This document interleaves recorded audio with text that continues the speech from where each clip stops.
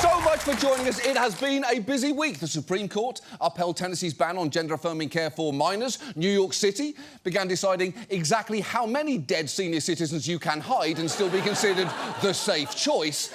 And in Texas, during a routine test of an unmanned SpaceX rocket, some small talk on the live stream was interrupted after something went a little awry. And see if you can spot it. Would they static fire while it's raining? Yeah, probably. I mean, even the other day when they... Whoa! Whoa! What? No!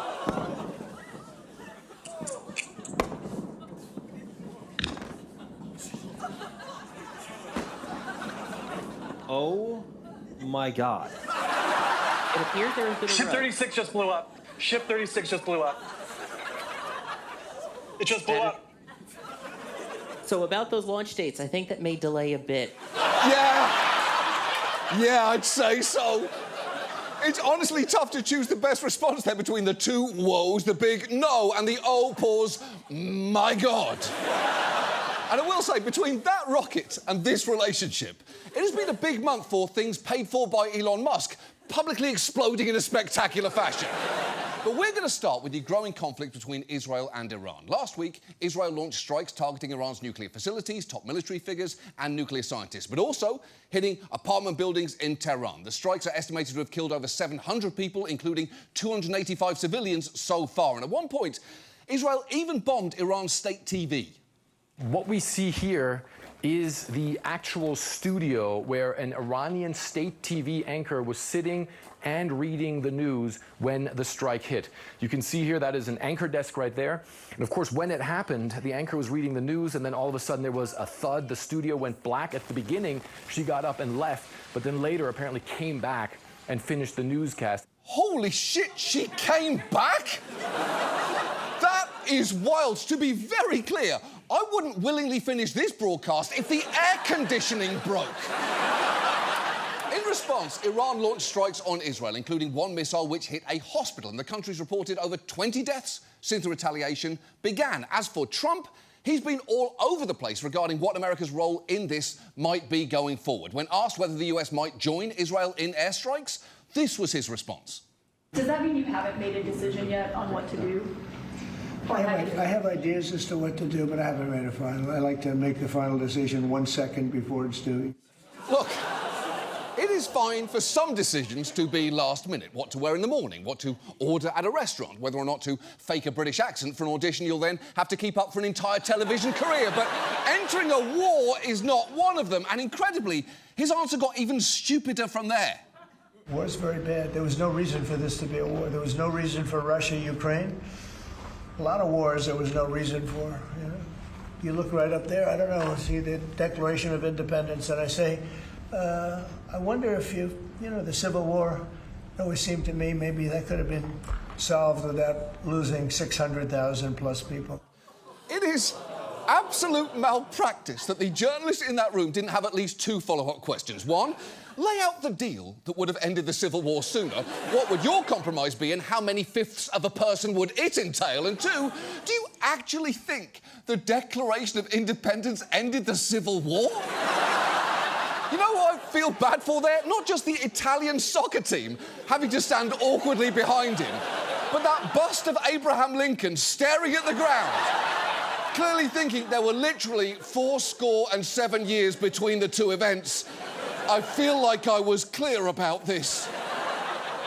The arguments for US involvement here are not great. Netanyahu has justified the preemptive attacks by saying if not stopped, Iran could produce a nuclear weapon in a very short time. But it's worth noting that's something he's been warning of for more than 30 years now. And his track record in pushing the US toward instigating regime change isn't stellar, given that in 2002, he told Congress, if you take out Saddam's regime, I guarantee you that it will have enormous positive reverberations on the region, a claim that has aged like a fine eggnog. Now, some Republicans, like Ted Cruz and Lindsey Graham, are eager for us to get involved, but there's actually been some significant pushback on the right from America First isolationists like Tucker Carlson, who had a pretty confrontational interview with Ted Cruz about some basic facts. How many people live in Iran, by the way? I don't know the population. At all? No, I don't know the population. You don't know the population of the country you seek to topple? How many people live in Iran? 92 million. Okay. Yeah, How could you not know that? I don't sit around memorizing population tables. Well, it's kind of relevant because you're calling for the overthrow of the government. Hey, what's the ethnic mix of Iran? They are Persians and What percent? predominantly Shia. Okay, this is cute. It's not okay. even. You don't know anything about Iran. So Okay, actually, I am not the Tucker Carlson expert on Iran. You're a senator who's calling for the overthrow of the government. You're the one and you who don't know claims anything about the country. Yeah. It's a fair point, and it does feel important to say, I do not like that man, Ted Cruz. I do not like his stupid shoes. I do not like his lack of knowledge. I do not like his pics from college. Nor do I like this other man. His face looks like a flustered ham. I'd like to push them in a well. These men are proof we live in hell. Now, that entire video is a bit of a trap because you're either going to end up siding with Ted Cruz or Tucker Carlson, which is a real Sophie's choice if she hated both her kids. After that interview, Cruz posted this cartoon on social media of Tucker asking Luke Skywalker what the population of the Death Star is. And I know this is his point, but it's not actually a bad question for Luke to have reckoned with, all things considered. How many widows are you comfortable making with your little trick shot, farm boy? Trump himself actually posted, somebody please explain to kooky Tucker Carlson that, comma, quotation mark, space, Iran cannot have a nuclear weapon, end quotation mark. Despite his own director of national intelligence, Tulsi Gabbard, saying in March that Iran is not building a nuclear weapon, a finding that US intelligence officials reiterated to reporters just this week. And it's worth considering what direct US involvement would actually mean here.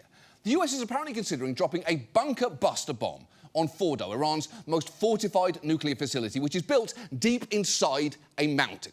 The weapon we're considering is 30,000 pounds and 20 feet long and has never been used in combat before. It's called a massive ordnance penetrator, which is not only a way too sexual-sounding name for a bomb, it also abbreviates to MOP, and I don't love that you could potentially start World War III by dropping a mop.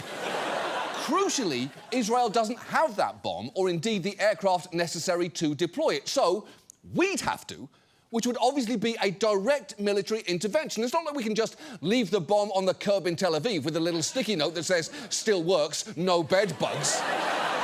And as for what this would actually accomplish, some experts suggest a successful attack would simply set Iran's nuclear program back by a year or two, which is pretty galling, given Trump arguably got us into this situation in the first place after abandoning the Iran nuclear deal back in 2018. America getting directly involved here would massively escalate things, with no guarantee regarding what the outcome would be. And yet, we're right on the edge of doing exactly that. As for whether Trump actually calls a strike, it seems that nobody, including him, has any real idea. You don't know that I'm going to even do it. You don't know. I may do it. I may not do it. I mean, nobody knows what I'm going to do. I mean, I will say, he's not technically wrong there. The problem is that when Trump says that, he thinks it makes him sound like a chess master, when in reality, it makes him sound like a cow flying a plane. Nobody knows what I'm going to do, but it's reasonable to assume it's not going to end great. So in the meantime, we're in limbo. We're taping this on Saturday. So by the time this airs, who knows what could have happened? Maybe the situation's unchanged. Maybe Trump already dropped the mop. Maybe Ted Cruz spent the last few days reading A History of Iran, Empire of the Mind, just to spite Tucker Carlson, but fell in love with the country's rich cultural tapestry and decided to move to Tehran. Who really knows? But right now, I do know three things for sure. This situation is very worrying. We don't want to be dragged into yet another war in the Middle East. And for the record, if there is ever an explosion, a fire drill, or even a medium-sized mouse anywhere near this desk, unlike this woman, I am fucking out of here. And now, this. And now, local news celebrates National Eat Your Vegetables Day. That's what it is. Our national day is the National Vegetables Day? National Eat Your Vegetables Day. Yeah, kids. Won't be partaking, but kids Should, definitely. Absolutely. So we are asking you this morning in our hometown hellos, what your favorite veggies are. I'm going to have to go with asparagus, especially with asparagus with a steak, mashed potatoes, stuff like that. You really cannot go wrong if you've ever had asparagus. You said you never had asparagus. Never had it, but willing to try it. I think you'll like it. And David Blakeman says good morning from Leith and that his wife Bibi loves butter beans. So he says that they're going to have butter beans in heaven, so she better like them. Well, they're going to be in heaven. You definitely better like them there. I've gotten to the point now, when I see a vegetable I don't really care for, I'll eat it. Really? Yes. And I just trying to broaden that. your palate. I've just decided, you know what? It doesn't matter. LaCroix says good morning from Bay St. Louis and that he likes bacon. Not quite a vegetable, but I like the spirit. Moving on. Our main story tonight concerns the internet. It gave us unprecedented access to the entirety of human knowledge, and more recently, this heartwarming video of a single cat raising his son alone that takes, I'm going to warn you, a very dark turn.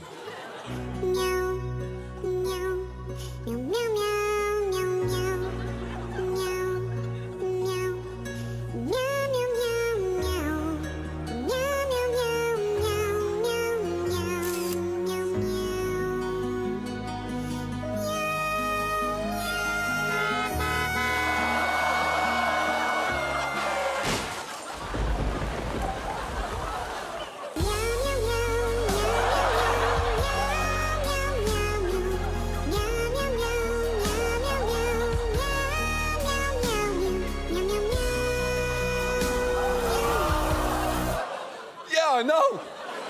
The CGI Garfield movie goes so much harder than you remember. The only thing more upsetting than that video is that one of the top comments on it is someone asking, is this real? And if you wrote that, lean in close. Everyone else, just please cover your ears real quick, because the next part is just between me and them, OK? Yes, those are real cats. They're my cats, in fact. I know you're thinking, why are they wearing clothes? It's because I taught them shame. Now, I'm about to lie to everyone else and say that they're not real, but you and I will always know the truth, OK? OK.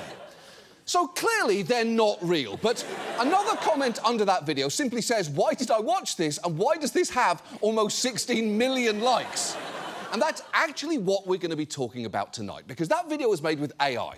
It's one of dozens of similar videos by the same creator. And if you've been seeing more stuff like that lately, it's because the spread of AI generation tools has made it very easy to mass-produce and flood social media sites with cheap, professional-looking, often deeply weird content. There's even a name for it, AI Slop. And it can come in lots of forms. It can be news articles or music on Spotify, but you've probably encountered it the most in weird images and videos that have begun to dominate everyone's feeds, whether it's images of a Jesus made out of shrimp, or videos like Baron Trump wowing the judges on America's Got Talent while his dad plays backup piano, a pug raising a baby on a desert island, or Pope Francis taking a selfie with Jesus while flying through heaven. And my favourite part there is that AI somehow chose to give Jesus a watch. And I love the idea that every once in a while, Jesus in heaven looks down at his watch and goes, shit, it's already 4 p.m? I'm late to go flying with one of the 3 dead popes that actually made it up here. Slop can be incredibly popular. This AI soup recipe was the 7th most viewed post on Facebook at the end of last year. And at another point, 3 of the top 20 most seen posts there were AI generated, including this one of a giant fan bed, which had 35 million views. And at the start of this year, this image of a horse made out of bread got nearly 50 million views on Facebook and was even loved by Mark Zuckerberg. AI Slop is basically the newest iteration of spam. As the CEO of one AI content detection platform put it, not all AI content is spam, but right now, all spam is AI content. And it's becoming a problem on multiple levels. For a start, websites that were previously useful are now becoming much less so, as this woman makes clear. Pinterest is becoming unusable, and I just need to talk about it. This is me just searching garden, and almost everything is AI generated. Like, what is that cat? I keep scrolling, and like, you literally click on anything, and it's like, this is so obviously AI, and it's so frustrating. I want actual images. Pinterest used to be my favorite app and a place for people to share pictures they've taken and for other people to be inspired by those pictures, but now it is just exhausting and gives me a headache every time I try to use it. I know she might seem calm there, but for a Pinterest user, that is white-hot rage. She is seconds away from knitting a full-blown manifesto. But it's not just Pinterest. There's now a booming market of AI-generated videos about completely fictitious news stories, like this one, titled "Judge Finds Caroline Levitt for Wearing a Cross Misspelled, Only to Discover She's a Legal Genius." It is 37 minutes long, has over 1 million views, and here's just a taste of the court proceedings. That cross, Hargrove pointed at her neck, his tone rigid. It doesn't belong here. The courtroom is a neutral place, not somewhere to display faith. She realized instantly, Hargrove wasn't just targeting her, but the cross itself, a symbol he seemed to despise. Yeah, the news. You know how the news is. HAL 9000's voice, comic book font, and of course, third-person omniscient narration. That channel has a lot of fake confrontations that follow a similar formula, like Caroline Levitt bankrupts The View, Brad Pitt storms off after heated clash with Caroline Levitt mocked by famous pianist, then she played and silenced the world. And my personal favourite, Pope Leo XIV orders Caroline Levitt to take off the cross, which makes sense, doesn't it? You can't wear that in here, Caroline. This is the fucking Vatican. Have some respect. The problem is, the comment section under that courtroom video is filled with people who clearly have absolutely no idea that it isn't real, saying things like, "What a tremendous victory for Christians everywhere," "Proud of you, Caroline, for putting that judge in his place," and "Intelligence for once, she is a force to be reckoned with." And when one commenter points out that the video is fake, a reply says, "No, it happened, but it was Pam Bondi. I just watched a YouTube video," because, of course, there are also multiple Slop videos out there where the exact same thing happens to Pam Bondi. And if that's starting to give you an uneasy feeling in your stomach right now, get used to it, because it seems extremely likely that we're going to be drowning in this shit for the foreseeable future. So given that, tonight, let's talk about AI slop, what it is, where it comes from, and the harm it can do. And before we take all of the fun out of it, I'll acknowledge some AI-generated content can be enjoyable. Exhibit A, Catchester by the Sea. Which makes sense. The whole point is to grab your attention. That is why you'll see visually arresting stuff, like videos of incredibly buff babies, or cute dogs working human jobs, or people transforming into fruits and vegetables. That is actually a weirdly common trend. And I think my favourite version of it might be this.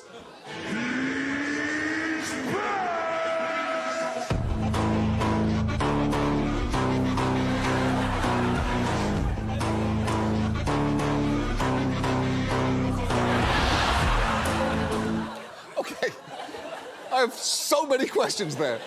From why Cabbage Hulk kept his human hands, to why he suddenly tore his own head off to reveal a different kind of cabbage. But the one thing I know for sure is, he better stay the fuck away from my wife. Stay away from her. Now, as for AI music, at first it can sound pretty close to the real thing, like this country song whose lyrics are only about 15 degrees off. This wicked dust, it'll drag you down, choke your soul, bury your crown. In the shadows where nightmares rust, can't escape the grip of this wicked dust. Cool. That is from a band called The Devil Inside, and one good clue their music is AI-generated is that they put out over 10 albums in the past 2 years. Other clues include that they complain about wicked dust twice in the same chorus, and 2 of their top 5 songs on Spotify are also dust-related, which makes this feel less like a dark country band and more like a secret ad for Swiffer. It is now incredibly easy to create slop like that, which, as this CEO of an AI music generator points out, is one of its key selling points. It's not really enjoyable to make music now. People enjoy. Why'd you say that? It takes a lot of time. It takes a lot of practice. You need to get really good at an instrument or really good at a piece of production software. I think the majority of people don't enjoy the majority of the time they spend making music. OK, first, and this is a hot take, I think a lot of people might actually enjoy making music. It's probably why they were doing it for the 40,000 years of human history prior to AI. But if that is not you, and you would rather make music by simply pressing a button, then good news, you don't need AI. There are already a wide variety of toys made for babies just like you. But he is right that AI tools have now reduced the barrier of entry to people who want to produce writing, images or music that can seem plausibly professional. And even big platforms are now getting in on this. Here's Mark Zuckerberg proudly unveiling a new suite of AI tools for Meta users. We call it EMU for Expressive Media Universe, continuing with our animal theme. And just take a look at these images. Because today we're starting to roll out a bunch of products with this in it. And it's, they're high quality, photorealistic. But, one of the coolest things is that EMU generates them fast. OK, first, that is just the least charismatic product demo I've ever seen. You think Steve Jobs would be caught dead uttering a dud phrase like continuing with our animal theme? He'd sooner acknowledge his own children. But Zuckerberg's obviously trying to make sure Meta capitalises on the popularity of AI by keeping it within their ecosystem. He said that adding AI images to user feeds is the next logical jump for Facebook and Instagram. They've even tweaked their algorithm so that more than a third of what people see on their Facebook feed now comes from accounts they don't follow. That's how Slop sneaks in without your permission. So it seems to be good business for them, but what's in it for the people that produce it? Well, platforms like Meta, Twitter, YouTube and TikTok now have monetization programs where they make direct payments to people who successfully go viral. And there's now a whole industry of AI slop gurus offering to sell you their secrets of how to make profitable slop for a small fee. Remember that cat video from before? Here's its creator trying to sell you a training course. Hey, do you want to go viral and make the same videos as I do? It's really simple. Click the link in my bio, and I'll guide you step by step on how to do it. That class costs $17.99 and will supposedly unlock the secrets to crafting viral cat AI videos that capture hearts on TikTok. And you know who should be pissed off about that more than anyone else? Cats. They've been going viral since the dawn of the internet, and now along comes this sombrero-wearing motherfucker, who isn't even a real cat, by the way, trying to cut them out of the profits. Cats would be so mad about this if they ever gave a single shit about anything humans do. Now, the good news is you don't need to give your credit card number to an AI cat, because I'll give you the 3 basic steps for free. It's pretty simple. Step 1, you make a page on a social media app and build a following. While most platforms require a certain threshold of followers or engagement before they'll pay you, you can easily get around that by buying a pre-existing account like this one that already has thousands of followers. Then comes step 2, create and post as much engagement bait slop as possible. Here is a video by another slop guru showing you just how quickly that can be done. So what we're going to do, we're going to type in home decor inspiration Pinterest. Why? Why Pinterest? Because Pinterest is a heavy image-based platform. And what you're going to find as we scroll through these, probably 80% of these images are AI generated now. What's so cool is that we can come to this free tool right here, Ideagram, and ask it, create a beautiful bedroom design with black curtains and make it hyper-realistic. You're going to find that the images, boom, just rendered. And right off the bat for free, we have 4 images that could do really, really well. OK, putting aside those photos look like a suicidal West Elm, that is why Pinterest is drowning in AI now and why users like this woman are swearing vengeance with their indoor voice. And yet the maker of that video is willing to take $379 from you to teach you more. But it's not just Pinterest photos. Here's another guru explaining how you can buy his proprietary AI tool to make literally every part of a viral video. Let's, for example, do a funny texting story, and then let's go down here and select gameplay video. And let's do Subway Surfers for the background of this one. Click generate. Just like that, our next video is done. Let's take a look at what it looks like. Ever send a text that completely backfired? Let me tell you about my friend Jake. One day, he meant to text his girlfriend, "Can't wait to see you tonight," but instead he accidentally sent it to his boss.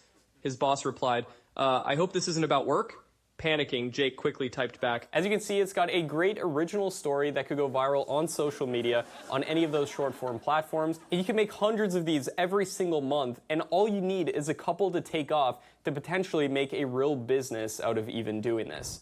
Yeah, all he did was type funny texting story and AI vomited out the rest. Although, to be fair, I don't know if you can call accidentally sending a text a great original story, as is one of the 4 basic plots of any sitcom, along with accidentally scheduled 2 dates at the same time, roommates divide the apartment in half with tape, and Blues Traveller's bus broke down outside and now they're coming to dinner. Still, as that leather-clad child explained, AI Slop is ultimately a volume game, like any form of spam. Slop creators will often jump on a trend that feels like it's got any kind of traction. So if one type of image or video goes viral, they'll churn out hundreds of copycats. That's why suddenly you might start seeing a ton of old people posing with birthday cakes. In that one, it's apparently the 100th birthday of a woman named Duttendoy. Similarly, you may have seen images of soldiers holding up signs about how it's their birthday, or people posing next to wood carvings of animals with captions like, "Made it with my own hands." But interestingly, when internet sleuths traced this AI image, which has nearly 1 million likes, back to what seems to be its original source, it turned out to be this real image of an actual wood carving created by an artist named Michael Jones. He's apparently based in England and does some amazing work. Look at this carving he did of a horse, or this one of whatever the fuck that is. Those are real sculptures he made with a fucking chainsaw. And yet, his work has been stolen and turned into endless variations, and he himself has said getting ripped off by Slop is a huge issue for him and other carvers all over the world who are sadly missing out on the rightful credit exposure to their work, which makes sense. And it is a good reminder that AI generators rip off the work of actual artists without compensating them. But assuming that you as a Slop creator don't give a shit about that, you can simply move on to step 3, getting paid. And there are a couple of ways to do this, from being paid directly by the platform, like I mentioned earlier, to other revenue streams based around affiliate marketing or linking to items for sale online. For instance, this Slop account on Instagram features a variety of AI videos, from world leaders walking the catwalk as babies to videos of animals attacking each other, like this elephant absolutely going to town on an alligator. Now, if you go to the bio on that page, you'll see it links to this site selling all sorts of random products that they'll get a commission from if you buy them, from snap-on teeth veneers to this weird duck-shaped pillow for infants, which brags that it's somehow based in research and development for stunned babies, to this, quote, naughty boy creative table lamp whose switch is his tiny dick. And look, it is wedding season, and if you want to go off registry, that is all the way off. Now, I'm guessing you can't make a ton of money off that, and honestly, you're unlikely to make a ton from the platforms either, because for all the talk of riches on those Slop Gurus videos, the money involved here can be relatively small. On Meta, for instance, one reporter found that payments for single images could vary from just a few cents per photo to hundreds of dollars if it goes mega viral. And while that clearly isn't enough to live on, it can be more appealing if you live in a country where that kind of money goes further. That is why many Slop pages are now operated from places like India, Thailand, Vietnam, Indonesia, and Pakistan. But there are some real downsides to the unchecked growth of all of this, some of which are admittedly pretty minor, like the fact that lots of us are now having to explain to our parents that the unbelievable thing that they saw on Facebook is not real. Look at this owl, he's beautiful. It's a Norwegian giant owl. In Norway. Mother. Dude, that's not a real cat. Can you see that? Do you see how, like, soft it is? And it's like... What do you mean it's not a real cat? That is ridiculously cute, Mom. How is that real? Mom, that's AI. Is it? That's fake. No fucking way. That's not real. Them motherfuckers. Yeah. The motherfuckers indeed. And real quick, for anyone watching this, here's a pretty good rule of thumb.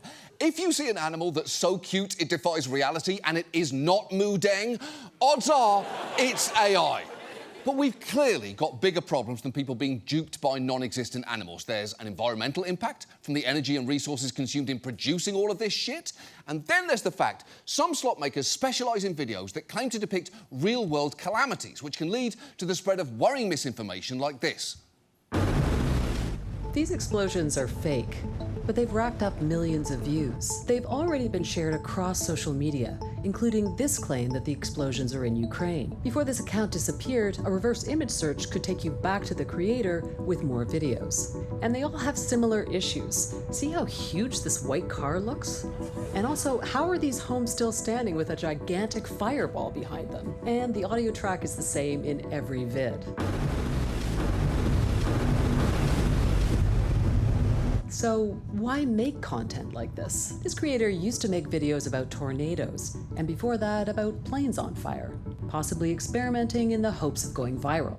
Oh, come on. Air travel is scary enough now without people making up new disasters. It's why you have to be careful and look for clues, like how the side of that plane says nonsense like frackanank fire and not something much more believable like Boeing.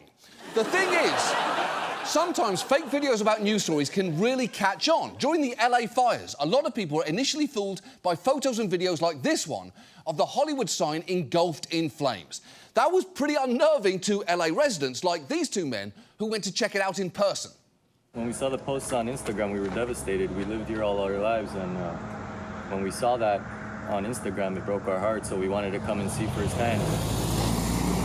And we're really shocked that there's no fires. There's no fires, and they're faking it, basically. You know, when people are actually losing their houses. You guys should help each other out instead of trying to create false narratives and trying to promote BS. He's right. You shouldn't be faking calamities if for no other reason that you could make those two so worried they trek up to the Hollywood sign, a hike that's a mixed bag even when it isn't on fire, since it has online reviews like, watch out for all the horse poop, there was a lot of horse poop on the floor, this trail stinks because of all the horse poo, and my personal favourite, you should never hike this trail during a windstorm. I was being hit by flying bits of dried horse poop for about 3/4 of a mile before deciding to turn back. It was something. At this point, I decided to abort my hike and ran back to my car. I had bits of dried horse poop stuck in my hair and my sweater. I had a good laugh about it after, but listen to me, children, never hike this trail if it gets too windy. You have been warned. And it's not just the fires. Right now, the Israel-Iran conflict has unleashed a wave of AI disinformation, with one expert saying it's the first time we've seen generative AI be used at scale during a conflict. And during last year's flooding in North Carolina, a bunch of fake images started circulating online, which quickly became a problem for first responders. We saw a flood of images on social media depicting, and here they are on your screen right now, depicting what appeared to be victims in the flood. What happened was the relief workers also who use social media to, for example, find areas where, you know, people might need rescued, like this person rescuing a dog or what looked to be, you know, a toddler being rescued. They use social media just like us to look for areas that need help. And so this was creating a lot of noise, and it was making it more difficult for them to act quickly. Yeah, you don't want emergency personnel allocating resources based on fake information, although I will say, if medics are going to rush to the scene of an AI-generated video, for God's sake, make it this one. Somebody send an ambulance to that poor cabbage man. He just tore the top half of his purple head off. He cannot be okay. You may remember that those images were also used by Republicans as evidence that President Biden was failing to deal with the emergency. One member of the Republican National Committee actually posted that photo of the girl with the puppy, captioned, "This picture has been seared into my mind, my heart hurts." But even after being told it was fake, she refused to take it down, writing, "I don't know where this photo came from, and honestly, it doesn't matter. It is emblematic of the trauma and pain people are living through." And it's pretty fucking galling for the same people who spent the past decade screaming fake news at any headline they didn't like to be confronted with actual fake news and suddenly be extremely open to it. You can't just believe something because you saw it in a picture. Otherwise, our graphics team could make you believe any sad situation, like Oscar the Grouch is in the Illuminati. Or that Bigfoot is having trouble selling his feet pics online. Actually, that is compelling. I don't care where it came from, but it's seared into my heart. Now, I will say, at least when it came to last year's elections, many experts agree that AI's negative impacts were far less extreme than originally feared. And it is good. that large groups of people weren't fooled into thinking that Kamala Harris wore a communist uniform, or that Trump was violently arrested, or that Biden put on a Trump hat, except, wait, that last one was actually real. He really did that 2 months before Election Day. How on earth did Democrats lose? But even if people treated fake images last year with scepticism, there are two catches. First, AI is already significantly better now than it was then, so it may be easier to fool them going forward. And second, the very fact people doubted what they saw on the internet actually comes with a bit of a downside, as this disinformation researcher explains. Because people know that something might be a deepfake, they actually then stop believing in real things that actually did happen, and they kind of discount a true story because they're able to tell themselves, oh, I think that might be a deepfake, actually.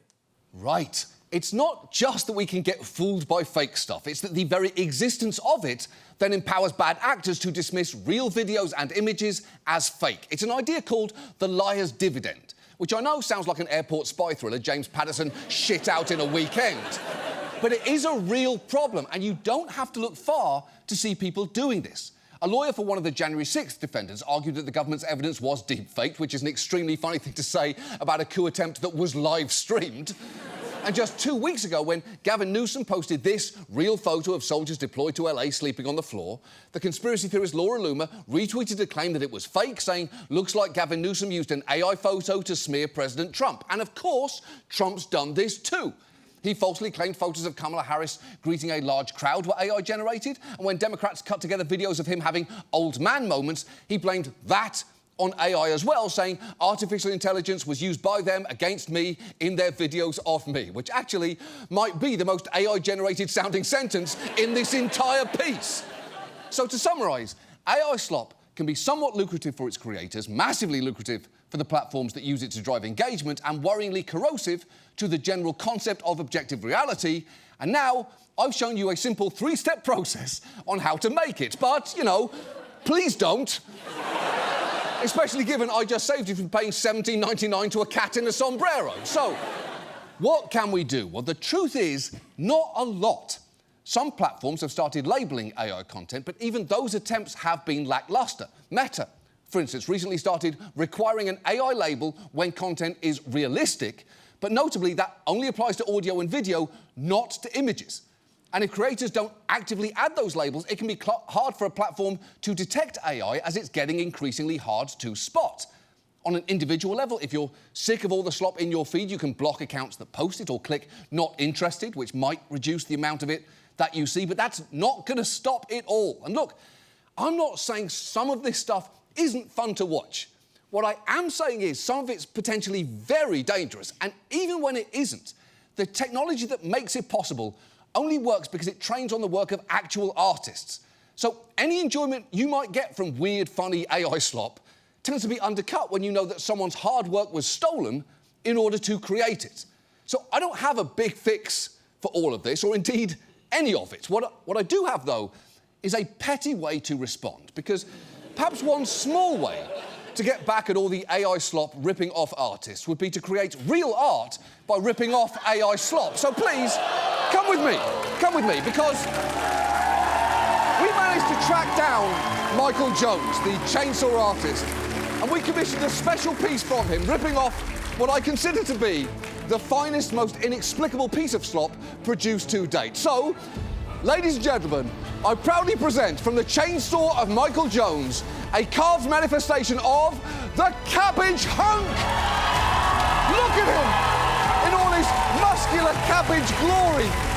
Look at the details there. This thing is an absolute masterpiece, and seeing this, doesn't it make you want to thank the real artist who made it? Well, I've got some great news for you. You can do that because we flew him here too. Michael is here! Michael Jones! Everyone, Michael Jones! Thanks so much, mate. Fantastic. What a fun way to celebrate the destruction of our shared objective reality. We are fucked! That is our show. Thank you so much for watching. We'll see you next week. Good night, Michael Jones!